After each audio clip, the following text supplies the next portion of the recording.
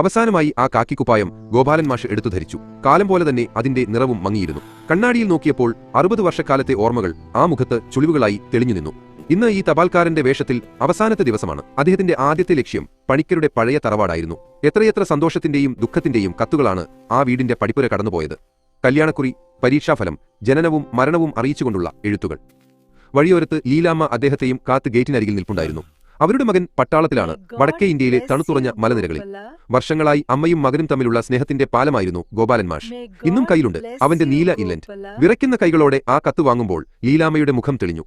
ദൈവം അനുഗ്രഹിക്കട്ടെ ഗോപാല, അവർ പറഞ്ഞു. ഈ പുഞ്ചിരിയാണ് തന്റെ യഥാർത്ഥ പെൻഷനെന്ന് അയാൾ മനസ്സിലോർത്തു.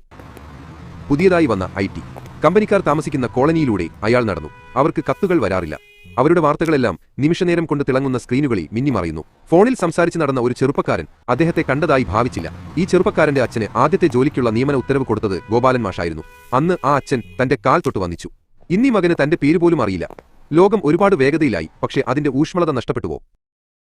സഞ്ചിയിലിനി ഒരേയൊരു കത്ത് മാത്രം ബാക്കിയുണ്ട്. അത് തനിക്കുള്ളതായിരുന്നു. ഹെഡ് പോസ്റ്റ് ഓഫീസിൽ നിന്നുള്ള വിരമിക്കൽ അറിയിപ്പ്. വെറുമൊരു ഔദ്യോഗിക കടലാസ്. അസ്തമയ സൂര്യൻ നീണ്ട നിഴലുകൾ വീഴ്ത്തിയ വഴിയിലൂടെ അയാൾ വീട്ടിലേക്ക് നടന്നു. താൻ വിതരണം ചെയ്തത് കത്തുകൾ മാത്രമായിരുന്നില്ല, ജീവിതം തന്നെയായിരുന്നു. പ്രതീക്ഷകളും സ്വപ്നങ്ങളും ഹൃദയവേദനകളും.